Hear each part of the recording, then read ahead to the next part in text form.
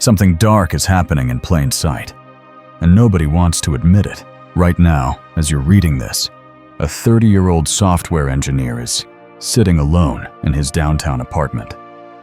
It's Friday night.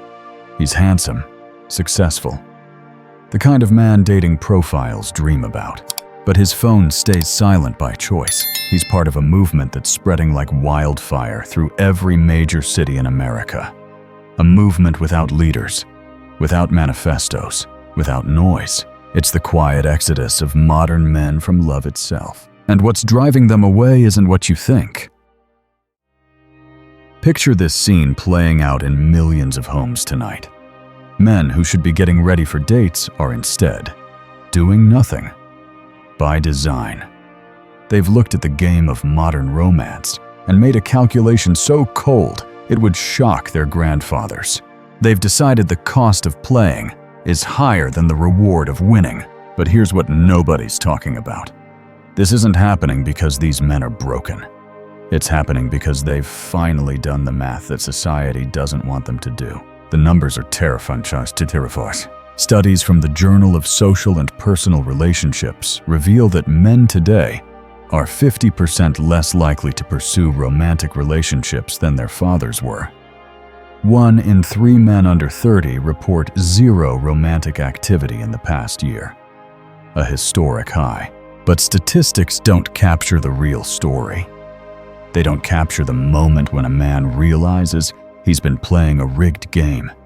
The moment when he understands that modern love isn't about connection, it's about transaction, and he's always the one paying. Let me tell you about Marcus. Everything you think you know about why men give up on love is about to change. Marcus is that lawyer I mentioned. 3 years ago, he was engaged to Sarah. Beautiful, intelligent, everything he thought he wanted. He worked 80-hour weeks to build their future, delayed his dreams to fund hers, became the man she said she needed. Then came the text that changed everything. I just don't feel the spark anymore. 3 years, gone, just like that. But here's where the story gets interesting. Marcus didn't fall apart. He didn't become bitter. He became curious. He started asking questions that men aren't supposed to ask. Questions like, what if the problem isn't me? What if the problem is the game itself? That curiosity led him to a philosopher named Søren Kierkegaard, a man who 175 years ago predicted exactly what's happening to men today. Kierkegaard wrote about something called the aesthetic paradox, the idea that love, when it becomes institutionalized, becomes its own destroyer. He told the story of a man who fell deeply in love with a woman. But the man realized that marrying her would kill the very passion that drew him to her. So he walked away, not to hurt her, but to preserve what made their connection sacred. Modern men are living this paradox every single day, but there's something even darker lurking beneath the surface. What Marcus discovered next will make your blood run cold, because it's not just about broken hearts or bad relationships. It's about a system that's designed to extract everything from men while giving them nothing in return. Listen to this. A psychological science study tracked 11,000 couples over 5 years. The findings were brutal. Marital happiness for men drops like a stone after the first year. Meanwhile, women's happiness remains stable. Why? Because modern relationships demand something impossible from men: the complete surrender of their authentic selves. Think about it. When was the last time you heard a man talk about his dreams without being asked how those dreams serve his partner? When did you last see a man prioritize his own needs without being labeled selfish? The answer is never. And men are finally noticing. But it gets worse, much worse. A Cornell University study found that 70% of divorces are initiated by women. Not because of abuse, not because of infidelity, but because of unhappiness, a feeling, a mood, a change of heart. And when that divorce happens, The courts don't care about your sacrifices. They care about one thing: dividing assets. Guess who typically has more to lose? This is the math that is driving men away. Cold, hard, undeniable. The cost of playing has become higher than the reward of winning. But here's where the story takes an unexpected turn. In 2010, researchers at the University of Chicago discovered something that shattered every assumption about love and happiness. Men who remain single and childless are, on average, happier than their married counterparts. Let that sink in. The very thing society tells men to chase: marriage, family, commitment. These things are statistically more likely to erode their happiness than enhance it. Marcus learned this the hard way. But instead of becoming bitter, he became something more dangerous. He became free. He stopped chasing Sarah's approval, stopped trying to be the man she wanted. And something extraordinary happened.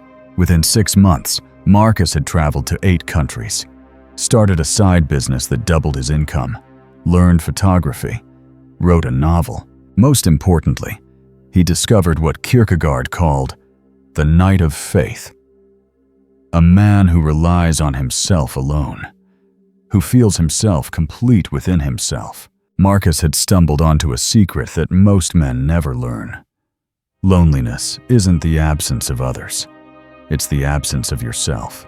But this transformation came with a price tag that would terrify most men.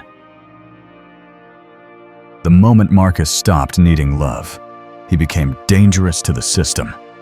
Not violent dangerous, something worse from society's perspective. He became indifferent. An emotionally independent man is the most terrifying creature to modern culture. He doesn't consume mindlessly to fill his emptiness. He doesn't tolerate toxic behavior out of fear. He doesn't sacrifice his dreams for someone else's comfort. He becomes what Kierkegaard called a solitary arrow flying toward an unknown target. History proves this pattern. Nietzsche, after being rejected by Lou Salome, wrote, "Thus spoke Zarathustra." Beethoven, deaf and heartbroken, composed his greatest symphonies. Kierkegaard himself, after breaking his engagement, produced his most profound works. A 2021 Harvard study revealed that men who experienced romantic rejection but channeled that energy into creative pursuits were 3 times more likely to achieve extraordinary success. These men weren't running from pain. They were alchemizing it, turning suffering into strength. And society? Society was terrified. Because what happens when enough men discover this secret? What happens when they realize that their greatest love affair was never meant to be with a woman, but with the man they could become? That's when things get really interesting. Meet David. His story will show you exactly what happens when a man chooses himself over the system. David was a successful architect, engaged to his college sweetheart, living the dream that every man is supposed to want. Then his fiancée left him for her personal trainer. "You're just safe," she said. "I need excitement." David could have done what society expected. Worked out more, made more money, tried to become more exciting. He did something radical. He disappeared. Not literally, but he removed himself from the game entirely. Moved to a cabin in Montana. Started writing, really writing, about masculinity, about loss, about what it means to be a man in a world that no longer honors masculinity. Within a year, David had built a following of over 8,000 men who felt just as lost as he once did. The media called him dangerous, a radical. But the truth was simpler. David had looked into the abyss of his own solitude and realized it wasn't an abyss at all. It was a mirror. And in that mirror, he saw the man he was always meant to be. This is the secret they don't want you to know. The moment a man stops seeking love is the moment he becomes truly powerful. Not in the way society fears, bitter and destructive, but powerful in the way that a storm is powerful. Uncontrollable, unpredictable, alive. But David's story has a twist that will challenge everything you think you know about love. 2 years into his self-imposed exile, something impossible happened to David. Love found him anyway. Not the needy, transactional love he'd known before. Something different. A woman who didn't want to fix him or complete him, who simply chose to walk alongside him. This is the paradox that breaks most people's minds. The moment a man truly lets go of love is the moment it becomes possible again, but not in the way he remembers. A 2023 study in the Archives of Sexual Behavior found that men who had voluntarily abstained from relationships for over 2 years reported a complete shift in what they found attractive. They no longer craved the performative intimacy of modern dating. They wanted something far more terrifying, authentic connection. The man who has rebuilt himself in solitude doesn't want to be needed. He wants to be chosen, not as a provider or an emotional crutch, but as a sovereign being. This creates a massive problem. Modern women, raised on romantic comedies and social media validation, are completely unprepared for this kind of man. A 2002 OkCupid analysis revealed that 83% of women under 35 swipe left on men who display excessive self-sufficiency. The reason? He seems like he doesn't need me. But here's where the story gets truly fascinating. When a woman finally does understand what she's encountering, when she approaches not with demands but with invitation, magic happens. Take Thomas, a former Marine who spent 7 years building a wilderness survival school after his divorce. At a bookshop in Denver, a woman asked him for a recommendation on Kierkegaard, not to flirt, not to impress him, because she genuinely wanted to understand the philosophy he'd found salvation in. Thomas described the moment. It wasn't that she was perfect. It was that she didn't expect me to be. They've been together 4 years. They don't live together. They may never marry. And that's exactly the point. This is the evolution of love that nobody saw coming. Love that doesn't require surrender. Love that honors sovereignty. But there's one final test that separates the truly free man from those still trapped in the old patterns. Let me tell you about Victor. His choice will disturb you, but it will also show you exactly how far this transformation can go. Victor was a neuroscientist, brilliant, successful. After 2 divorces and a betrayal that nearly destroyed him, he spent 5 years rebuilding his mind in complete isolation. He read Kierkegaard at dawn, trained in martial arts at midnight. Somewhere in that crucible, he discovered a law of male psychology that therapists don't teach. The most dangerous man isn't the one who hates women. It's the one who no longer needs their approval. Then, at the height of his transformation, the universe tested him. A woman entered his life. Brilliant, self-possessed, emotionally whole. She didn't want to fix him.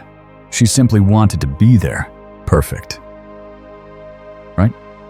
This is where every romantic movie would end. But Victor did something that would make most men crumble. He walked away, not because he didn't care, but because he cared too much to compromise what he'd built. This is the Rubicon that terrifies modern society. Not because these men are broken, but because they've discovered something that makes them uncontrollable. They'd rather be alone forever than betray themselves for love. And this choice is spreading faster than anyone imagined. What happens when enough men make Victor's choice? We're already seeing the ripple effects. A 2024 Pew Research study found that 42% of never-married men under 40 now identify as romantically disengaged. Not lonely. Sovereign. These men aren't hiding from the world. They're engaging with it more deeply than ever. They volunteer more, create more art, start more businesses. They report higher levels of existential fulfillment than their coupled peers. They're living what Kierkegaard called the teleological suspension of the ethical, the willingness to break society's rules, to fulfill a higher purpose. And women are starting to notice. Dating app searches for emotionally independent men have increased 300% in the past year. The paradox is complete. The less men chase, the more they're desired. The less they need, the more they're valued. But this creates a problem that nobody anticipated. There's a forgotten experiment from the 1970s that explains everything happening right now. Harvard psychologists placed baby monkeys in a room with two mothers. One was made of wire, but dispensed food. The other was made of soft cloth, but provided nothing except warmth. Every monkey, even when starving, chose the cloth mother. The researchers called it contact comfort, the need for authentic connection over mere provision. Modern men are those monkeys. After decades of being valued only for what they provide, the wire mother, they're walking away to seek the cloth, not from women necessarily, but from life itself, from the warmth of purpose, the embrace of creation, the quiet solidarity of authentic friendship. They're discovering what the ancient Stoics knew, what the samurai understood, what Kierkegaard spent his life trying to articulate. True strength comes from within. Everything else is negotiable. But this leaves us with one final question that will determine the future of love itself. So where does this leave us?